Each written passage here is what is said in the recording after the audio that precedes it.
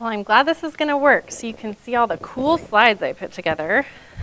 See how this goes. First thing I'm going to do is take off my shoes. I'm a barefoot presenter. I don't know why. Maybe it makes me feel like we're talking over the kitchen table instead of in front of all of you.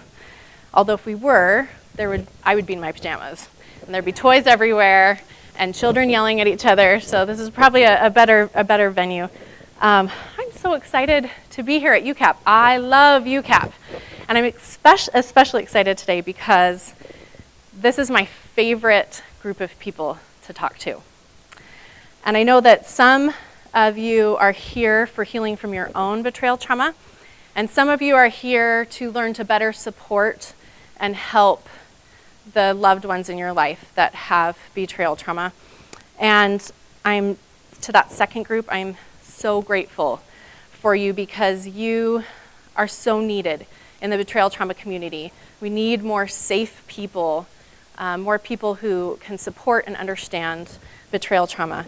And now that I've said that, I'm going to completely ignore you for the rest of the presentation because I want to talk to those of you who are going through your own betrayal trauma. I am just honored to be with you. And I might get emotional because I usually do when I talk to you because you are so strong and you are going through so much and you are so courageous. So let me get that out of the way. I'm just really honored to get to be with you and to talk to you. I lied. I'm actually going to talk to all of you for just one more second. We have an experiential exercise today that we're going to do. We actually used to have a couple, but I've literally cut this presentation in half twice. So trying to fit it into the time. So if we don't cover everything in your little blurb, class blurb, I'm really sorry. We just have way too much to talk about. But during our experiential exercise, don't worry, you're not going to have to get up or anything. You just sit with your eyes closed. But I'd like to invite everyone to participate because that creates safety for everyone here and makes everyone feel comfortable. And the exercise is going to be useful and helpful for everyone, not just those in betrayal trauma. Okay, I think that's all the background stuff, so let's get started. See if I can do this right. This is not my computer, so this could be interesting. I want to give you a little background on betrayal trauma. Betrayal trauma emerged in the literature in the late 90s and early 2000s, and it referred to the trauma of a close family member, usually a parent. But as the literature developed, spousal betrayal trauma became a really important aspect of betrayal trauma. It's also very closely associated with PTSD, post-traumatic stress disorder. Most betrayed spouses show some characteristics of PTSD, and many weren't a full diagnosis. And so Dr. Kevin Skinner at Addo has done actually a lot of clinical research on that, and I'm grateful to him for that. But I'm going to go ahead and go through the PTSD symptoms. So if you were going to go in and see if you had a diagnosis of PTSD, these are the things that they would look at. And the reason why I want to do that is because you might recognize yourself on some of these slides. And whether or not you determine sort of in yourself as you look at these slides that you would develop or that you weren't a full diagnosis, that's not really the point. The point is to show you that this is trauma and that you probably relate. You're probably in a space of trauma. So a lot of the things the responses that your body and emotionally that you're having, they're normal responses. So let's go ahead and go through some of these slides. The first one, obviously, is you have to have exposure to trauma. And I want to make a distinction here because we're talking about post-traumatic stress, right? So after the trauma. But a lot of you in here are probably experiencing current trauma also. Either your spouse is not in recovery or is in early stages of recovery where they're still struggling to figure out how do I not do this relapse thing. So there are two things that you're dealing with, most likely. So it's not like a war vet who does the combat thing and then comes home and is now dealing. You're probably doing both at the same time. So so it's a little bit trickier and much more intense on you as you're trying to heal. So the first group of symptoms, intrusive symptoms, for a full diagnosis, you have to have at least one or more of these. So they're reoccurring involuntary and intrusive upsetting memories of the trauma, repeated upsetting dreams that have trauma-related content, some type of dissociation like flashbacks where you feel the trauma is happening again, strong persistent distress when triggered, and those triggers can come from inside your body or outside of your body. We're going to talk about them in a second. And strong bodily reactions like increased heart rate, sweaty palms, any things you would associate with fear or anxiety upon exposure to a reminder of the trauma. So we're going to time out for a second, talk about trauma triggers and trauma anniversaries. Trauma triggers are something inside or outside of the body that trigger a physical or emotional memory of the trauma. So an internal trigger might be, for example, if your D-Day, for those of you not familiar with that, that's your discovery date of the betrayal. If your D-Day happened to be while you were pregnant, then maybe 5 years later or down the road, you might be in great recovery, your spouse might be in great recovery, and you're pregnant again, and something about that pregnancy in that moment on a specific day reminds your body of what it felt like in that pregnancy on that day, discovery day, and your body will go into trauma and it will react as though you are in the trauma all over again. So that's an internal cue. An external cue might be, again, down the road, things are great, your spouse is doing great in recovery, you're doing great in recovery, and you happen to walk into the room and they're on the computer and they happen to switch their screen right as you walk in the room. And some of you may actually feel that right now, just, and it may not be. They just might have happened to switch the screen and it just happened to coincide with you coming into the room, but your body reacts and it goes, oh my goodness, it's happening again, okay? So these are trauma triggers. And it is a normal PTSD reaction. And you can't change whether or not they occur. But over time with your recovery, they will lessen. And you can learn tools that can help you move through those triggers more quickly so that you're not there all of the time. So we're going to talk today about some of those choices that you can make that can move you through that trauma.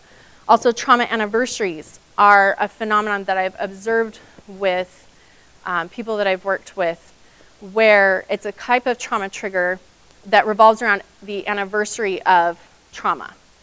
So, for example, if your D-Day was today, 5 years ago, this morning you might wake up and you might have absolutely you might just not consciously remember today is my D-Day 5 years ago. Everything's great in my life. I'm doing great. But suddenly you wake up this morning and you're really depressed. You're really anxious. You start having some of these reactions. You might have bodily reactions like constipation or diarrhea or an upset stomach or headaches. And you're going, what is the matter with me? What is going on? And what your body is doing is it's having a reaction. So the reason why I want to tell you about these is because it can help you as you're going through recovery. And you have these days and these times when all of a sudden my body or my mind or everything is just kind of going crazy. What is going on? And you can look at your experiences and say, okay, do I have maybe a D-Day here? Did I have a trauma going on? Is there something that might have triggered this reaction in me? Because this is a normal PTSD response. Okay, next one, avoidance symptoms, one or more. Most people, I think, have both.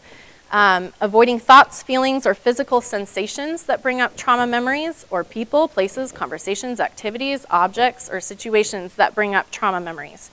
So this can also include going numb, checking out of life, watching Netflix for 4 hours, or being too busy to feel. And that's often a big one that we don't think about. being too busy to feel. I just get involved in so many things that I don't ever have a chance to feel what's going on in my life. Okay? The increase of or beginning of negative thoughts and moods. 3 or more of these. Poor memory around the trauma, persistent and elevated negative evaluations about self, others, and the world. So about myself, there must be something wrong with me. I must be unlovable, or maybe I'm not skinny enough. And if that were fixed, then my spouse wouldn't have betrayed me, right? That is a negative thought that is completely inaccurate, right? About others, I hear a lot, all men are addicts. That's my new viewpoint. I walk down the hall, I see a guy on his phone, oh, he must be looking at porn. Or I see someone look at someone else, oh, they must be objectifying that person. So these are inaccurate views of the world and of other people and ourselves that we develop when we're in trauma. Okay? The world is an evil place, another example. Elevated blame of yourself or others for the causes or consequences of trauma. So if I were more, and other people do this, will say this too oftentimes, if I as a betrayed spouse were more sexually available and just had sex whenever they wanted, then they wouldn't have betrayed me. Right, that's one we hear a lot. Or others. Another one with others is it's her parents' fault that she's an addict. If they were better parents to her, she wouldn't have been an addict and she wouldn't have betrayed me. Okay? So blaming other people. Pervasive negative emotional states, shame, anger, fear, resentment, loss of interest in activities you used to enjoy, feeling detached from others, and inability to experience positive emotions. Okay, the next group, 3 or more of these, increase or beginning of arousal states. Irritability or aggressive behavior. I have a lot of people who, especially women that have mom guilt, because I'm going through this and I am like the worst mother in the world now. I'm so angry and irritable with my kids all the time. This is a normal response to your situation. It's normal. And as you go through healing, we'll talk about this, as you go through healing, this will automatically resolve. So it's not about you needing to be better controlling of your emotions or a better person or I need to take parenting classes. It's about the fact that you're in trauma. Okay? Impulsivity or self-destructive behavior, eating a whole tub of ice cream, taking a big shopping spree, those kinds of things would fit in that category. Feeling constantly on guard, like danger's always near. Hypervigilance. When's the next shoe going to drop? I've got to be constantly checking the phone, the internet, every avenue. Where is he? I'm going to look at, is he where he's supposed to be? All of those kinds of things. A heightened startle response, difficulty concentrating in problems, sleeping. Above symptoms last for more than a month and bring significant distress and interfere with significant several areas of life. So a lot of people completely lose the ability to function, right? I talk with women who have moldy dishes in their sink, who haven't showered or brushed their teeth for days because they just can't seem to do it, right? They just can't seem to get themselves through life. And they're like, what is my problem? I'm a horrible, terrible person. And I say, you are doing exactly, this is a completely normal response for your circumstances. This is normal. This is what happens to people in trauma. So if you are just barely getting through the day, you are doing a great job. You are doing a great job. And you are experiencing exactly, clinically, what we would expect to see from someone who has experienced the trauma that you've experienced. So you can breathe and give yourself a pat on the back and say, I'm okay. I'm not crazy. I'm not just defective. I'm having a normal reaction. Okay, there are some additional symptoms that I see a lot. Adrenal fatigue. Your adrenal glands, little glands, sit on top of your kidneys. They manage your stress. Post-traumatic stress disorder. Your body is in heightened stress. And with many of you who are experiencing ongoing trauma, that's an added layer of stress. Your adrenals can get overtaxed. They can shut down, and you are going to be exhausted and have a lot of other symptoms. So I'm not going to go into those, but you can look those up. Depression, anxiety, weight loss, weight gain. Your body, Cherish Lloyd is a really great body therapist, OT, that works with betrayal trauma. She talks about what happens to our bodies physically when we are in trauma. And she says trauma pulls us in. It hunches us over to protect ourselves. We develop these coping mechanisms even throughout our whole bodies to manage the trauma that we're going through.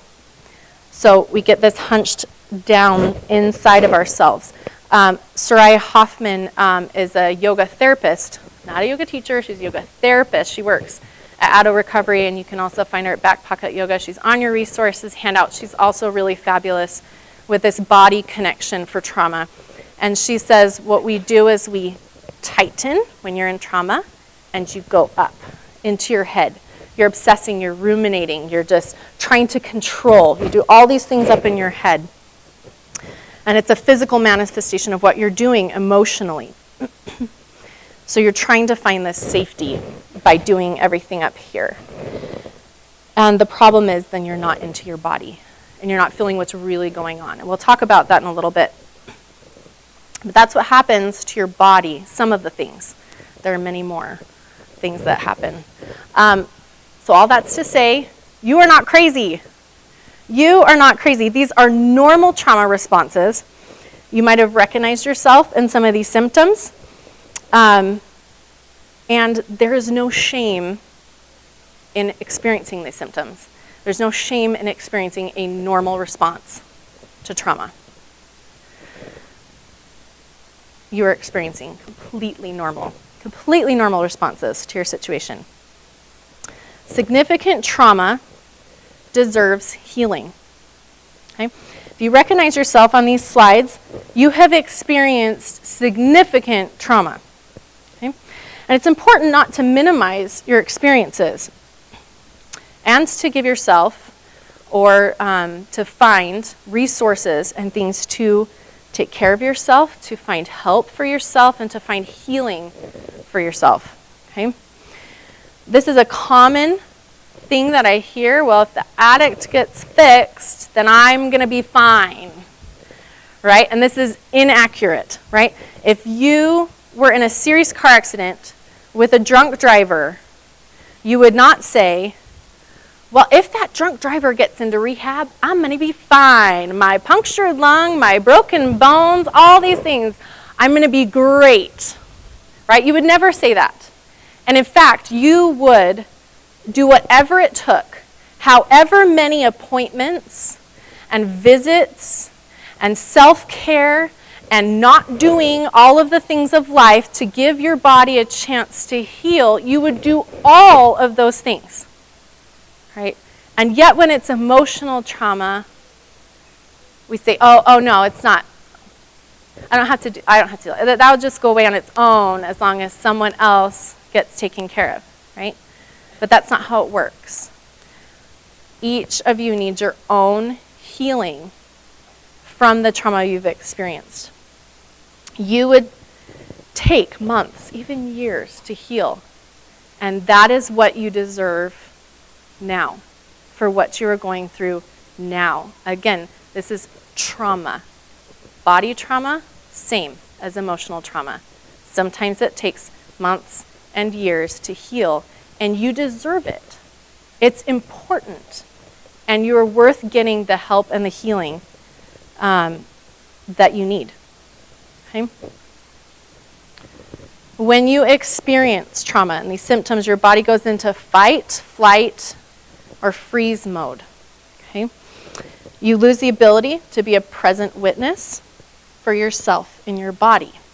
You lose the ability to listen to your intuition and to be grounded so that you can make healthy choices for yourself instead of choices based on fear, anxiety, resentment, or anger.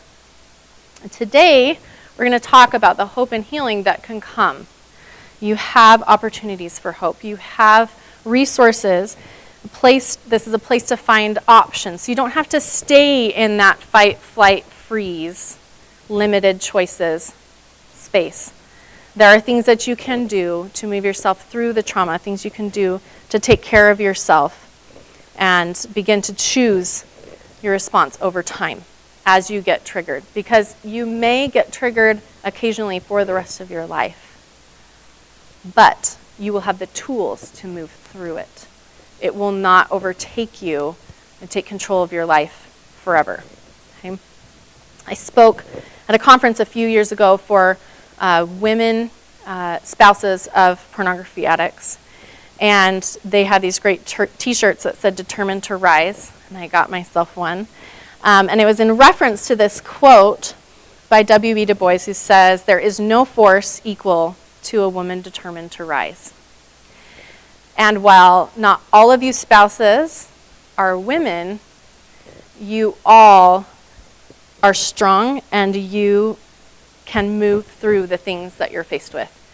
So even though you were victimized, you are not a victim. You have choices concerning your actions, and you can find health and serenity and healing regardless of the outcome of your relationship and regardless of your external circumstances. Whatever they are, you can find hope, you can have joy, and all of those wonderful things that you had before. So here's our experiential exercise. This comes sort of modified. The part you will do with yourself, not here, comes from Tara Brach, who's a mindfulness guru. So get a little bit comfortable. I'd like to invite you to close your eyes for a minute and take your hand and place it on your heart. And if you can, give yourself some skin-to-skin contact. You might not be exactly on your heart. You might be up a little bit. But if you can't, don't worry about it. But if you can, give yourself some skin-to-skin contact, okay? And breathe with your eyes closed as deeply as you can while I talk. Okay? You are not crazy. You are reacting completely normally for your situation. Anyone in your situation would react this way. You deserve to know that. You deserve to be validated and to be seen. I want you to know that I see you. Today, I am a witness of your experience and of your pain. And as you breathe,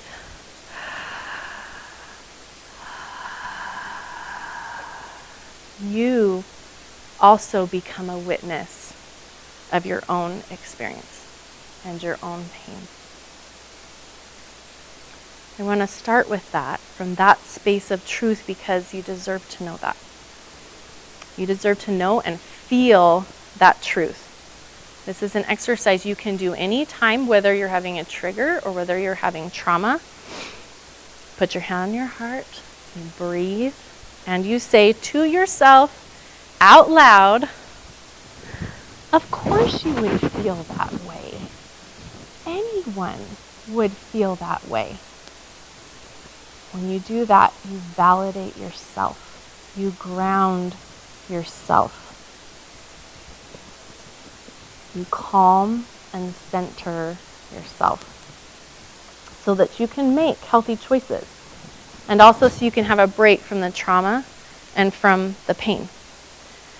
So you can open your eyes. Feel free to keep your hand there. If it feels good to you, put it back later. Keep breathing deeply.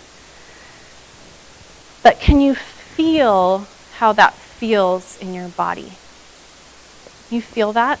That serenity and that peace is your body, your intuition telling you truth. Okay? As you learn to reconnect with yourself, trust that feeling. as my mom would say when I was little, trust the peace. Trust that feeling. And as you work through the discomfort of trauma and the discomfort of healing, it's hard. Look for, find, and stay with those things that bring you that truth and that peace and that serenity. Okay? Your body resonates. It's a sounding board that resonates with truth. If you're familiar with music, sounding board vibrates with the sound waves. And your body does that with truth. That's why we say, oh, that resonated with me. We are recognizing and feeling the truth of what we just said, what someone just said. Okay, there are some other grounding resources. Oh, okay, we'll skip ahead. Other grounding resources, restorative or therapeutic yoga. Like I said, Sherie Hoffman at Addo Recovery and BackpocketYoga.com is a yoga therapist. So she has some great resources, great classes available for trauma. Meditation and mindfulness really go together quite well. And I want to point out that meditation isn't always, legs crossed and we're umming, right? There are lots of ways for mindfulness and meditation. So I invite you to explore all the different ways, because some ways might work for you right now or today. Other things might really speak to you at another time. So give yourself that wide range of options. You can meditate and be mindful while you're walking, while you're journaling. There's a lot of different options available. Exercise. If we think about what happens in trauma, we're going like this up in our heads, and we're obsessing, and we're ruminating, and we're trying to control and figure out. So if you're doing that, you're not in your body. So if you can think about the other things that you can do that would get you back in your body, like yoga, any type of exercise is helpful. I talked with a woman who had an experience where she had a massive trauma experience. And she was on the floor in the fetal position. And she said she could just feel herself going into this dark, dark place. And she didn't understand any of this at the time, but she said, I just instinctively somehow knew that I had a choice to go down into this dark place, or I could get up and go running. And she hadn't done a lot of exercise, but she just knew that was her option. So she did. She got up and she went running, and it was dark outside, and there was this huge storm, and she just ran and ran and ran for 6 miles, which was really unheard of. Her body shouldn't have been able to do that in her present state, but it was what it needed. And it was able to do that because it was moving through the trauma and out the other side. So reaching out to your people. Who are your people? Your people are safe people, people that you can talk to, that will understand and be there for you. But more importantly, your people are people who have been where you are and who are where you are. People who understand because they are in the same situation. Where do you find these people? Group therapy, online groups like Betrayal, Trauma Recovery. I'm doing some online live courses that you can join and be a part of, small groups where you can connect with other people and learn some tools that we'll talk about later. 12-step groups like Essanon is for spouses, families, and friends of sexaholics. It is an excellent resource. I highly recommend it. It's free, which is so useful for so many people going through this. It's free, and it's all people like you that are working toward their own healing and recovery. So you can connect with these people. And it is not, none of these options are gripe sessions, right? Well, my qualifier, my person is blah, blah, blah, they're horrible and all this. That's not at all what these resources do. These resources are focused on you and you finding your own healing and your own progression through your trauma and being there for each other. It's so useful to have people who have been where you are in that space to validate you, to help you work through things.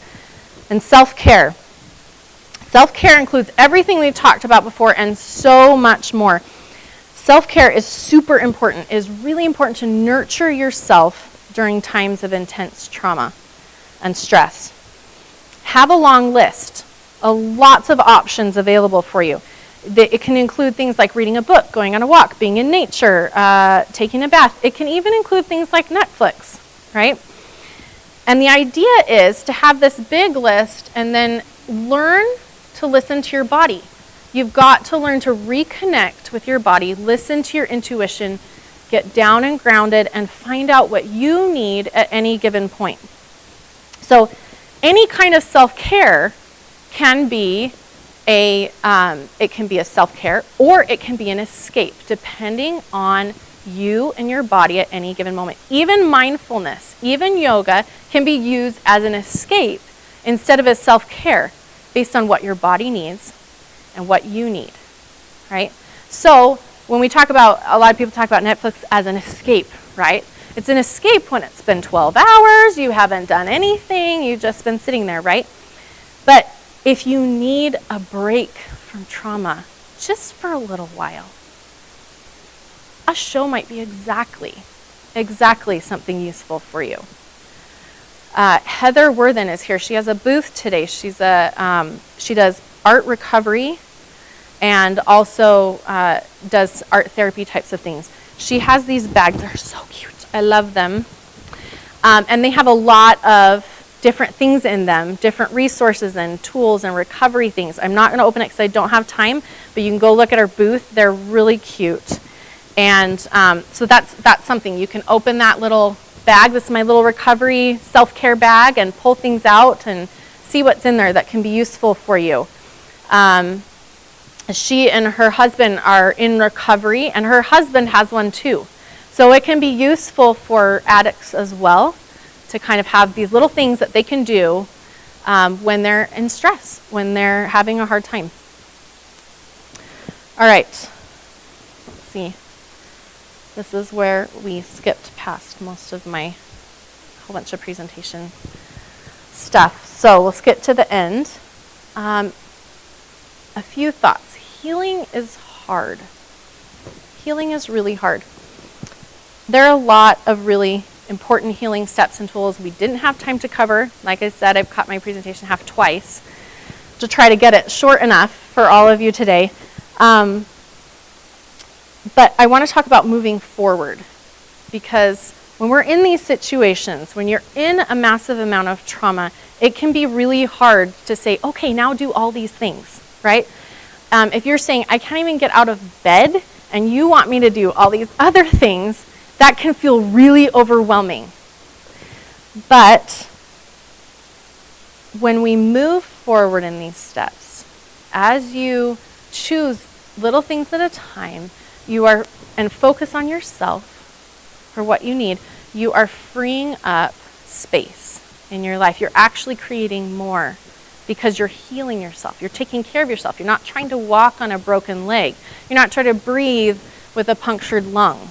You're getting those things healed and fixed and moved forward. But it still can feel a little bit difficult to move forward. So you do what you can do, and you do not shame yourself for what you can't do at any given moment. There's no shame. It is okay to do a little bit at a time. It is okay to not shame yourself for what you can't do. But it's also important to look at your life and say, I've had major trauma. If this were physical wounds, I would be in the ICU. I would be doing nothing but healing, right? And so, as Marianne Adams says in a lot of her groundbreaking stuff on anxiety, she talks about how we need to put ourselves in emotional ICU, okay? So now you're not going to do everything. You're not going to cut out everything, right? You're not going to say, okay, now I'm not taking care of my kids anymore, and I'm not going to go to my job, right? But you are going to look at your life and see, what things could I cut out? What things might I be able to let go of right now? And that will probably involve saying no a lot. And that's okay, because you're giving yourself space to heal and move forward. Okay? Second, plan on making lots of mistakes. As you're going through recovery, as you're healing, you're going to be trying new things like setting boundaries and detaching with love maybe, and doing a lot of different things that are hard and completely new, and you're not going to know all of what you're doing. That's okay. Practice involves mistakes. There's a 12-step phrase that says progress, not perfection, and I love that because you're going to be making mistakes. Cherish Lloyd, that we talked about, that does the body trauma healing, she talks about this physical phenomenon that I love because it mirrors exactly our emotional phenomenon. She said, Sherie, balance physically is falling. It's falling this way and course correcting, and this way and course correcting. You don't notice it when you're really good at balancing on 2 feet and walking around, but look at a toddler. It's course correcting always. One way, the other way. If you were to try to stand on one foot on your tiptoe, you would also notice it a lot more. Balance is falling. It's constant, tiny course correcting, being a little off. You can call those mistakes and shame yourself, or you can just call them course corrections. Oh, that didn't actually work the way I wanted it to. Or a phrase that I heard was, oh, that was not very conducive to my serenity. We'll try something else next time. That's fine, right? There's no need to shame ourselves for figuring things out, right? We wouldn't shame a toddler for falling when they're learning to walk, okay?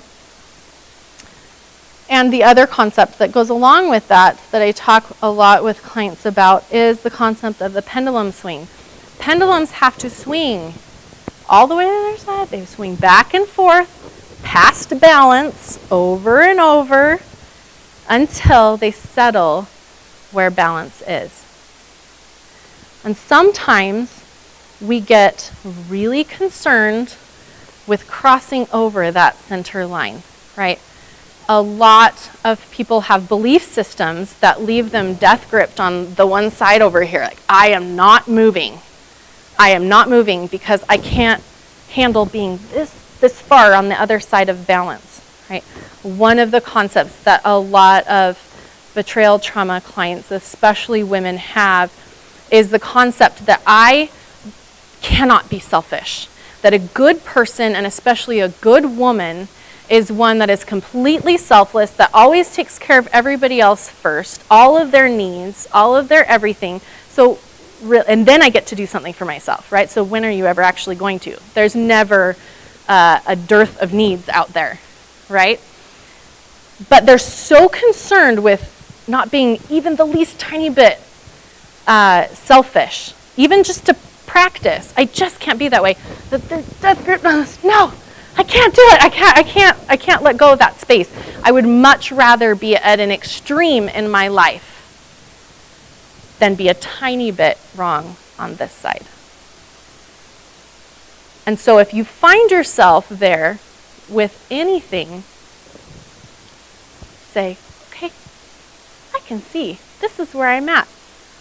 I do not feel comfortable letting go yet today, but I do feel comfortable recognizing that I might want to let go in the future, that I might want to try later, and I can open space in my life for that possibility in the future.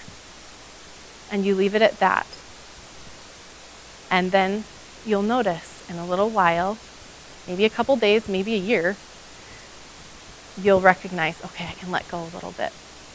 The other thing that happens with our pendulum swings when we are stuck on one end is that we lose our ability to see what balance is. So this is another kind of body concept that Cherish has talked about with me. Proprioception is your ability to physically feel yourself in space, right? Your ability to sense yourself in your body in space accurately, right? Sometimes when we're way over here, we truly believe that center is right here. We can't see that center is over here. And we have to do a lot of work and a lot of practice coming down before we say, oh my goodness, that isn't even actually balanced. When you go in, for example, to see someone who is fixing your body and putting it back the way it's supposed to be, oftentimes when you go through something like that, you'll come out of it saying, I feel like I'm walking like this now, or I'm walking like this now, and you're not. You're just actually balanced now. But your body has compensated for so long that you don't recognize that as balanced now. And so that's one of the really important reasons why you want to get with your people, and with people who are further along in the recovery journey than you, to get with therapists, and to do those things when you're getting that outside perspective and they can say, actually, this is balance. This is that center place. And then you can practice moving in that direction. One thing I wanted to really quickly mention, because I forgot about it, so we're talking about that heart exercise. I want to talk a little bit about why that works. And that comes from Marianne Adams' groundbreaking work on anxiety.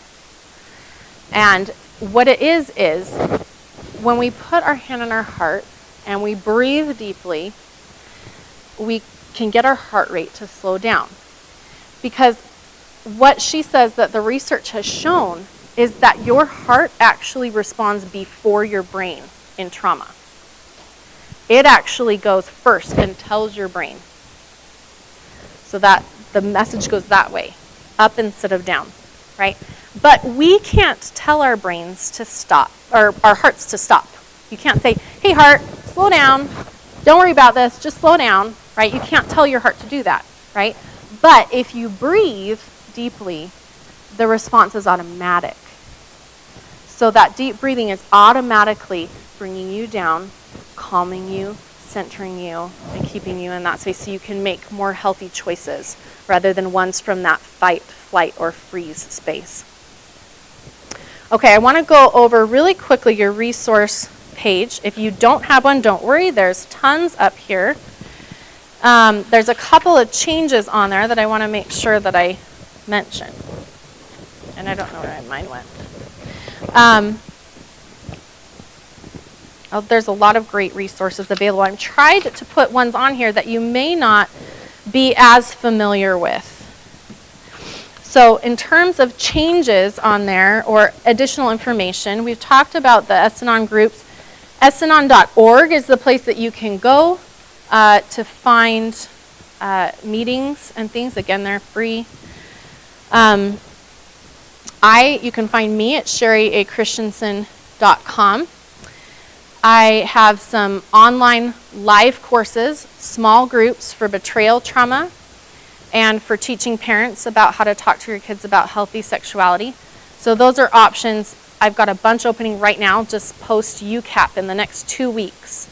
So you can go on my website, or if you want to come and find me at my booth today, they're going to go quickly because, again, it's a small group so that you can have a lot of time to talk and say, okay, this is what's going on, or I have a question about that. I don't understand how to do that boundary.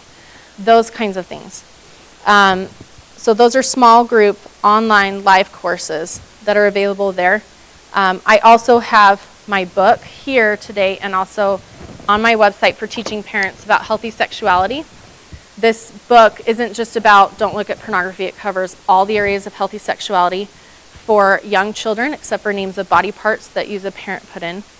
It also gives you the ability to talk about all the pornography, healthy sexuality, sexual abuse, body image, all of those kinds of things from ages as young as 2 with age-appropriate language. Each page is an invitation for further conversations about healthy sexuality and is general so that it goes along with the age and stage of the child. So you can talk about it with your 2-year-old, you can talk about it with your 13-year-old, and it teaches parents and children at the same time what happens and how to respond if something happens to them. And that's wonderful because you just automatically created a safety bubble around discussions about them disclosing, I've seen something, what happened. They already know this is how my parent's going to respond. And they already know, and the parent knows, okay, this is what I do. And it also gives you a chance to create loving, warm, gentle, I mean, if you see the pictures, they're just beautiful pictures around this topic. That's exactly what you want, is to have warm, loving conversations around this topic regularly, so they're just very comfortable coming to you and talking about whatever they need to talk about. Okay, Heather Worthen, I don't think I mentioned, she has a booth here. She does recovery art and art therapy tools, like the bag that I showed you. You can find her at these places. That is not on anything on this slide. If you want to take a picture of it, it's not on your resources handout. And Cherish Lloyd, with the betrayal trauma, body trauma specialist, she does not have a booth. I think it said she does, so I want to give you her information so that you could look at that. Also, I referenced the book I referenced Marianne Adams. Her research is found in her book, Boosting Core Power and Busting Anxiety. It's on Amazon. She doesn't have a booth. I think I said she did in here. I had to put this together a month ago. But you can find it there. I want to mention it's written in a very unusual style that people aren't used to reading in that way. And so I've had people say, it feels like it's a little hard to get through it because I'm not used to the writing style. Stick with it. It's got some brilliant stuff about boundaries and anxiety and all that kind of stuff. It is brilliant work that nobody is talking about. And also then betrayal trauma recovery, that is actually on your slide. So if you'd like to get a hold of me, you can come talk to me. I have a booth today. You can come meet me there. You can email me on my website. You can sign up for one of my courses, or I have a few spots for individual sessions and things like that that are also online. So I'm grateful to be with you, and I hope that you find all of the hope and healing and serenity and joy that you want in your life. Thanks.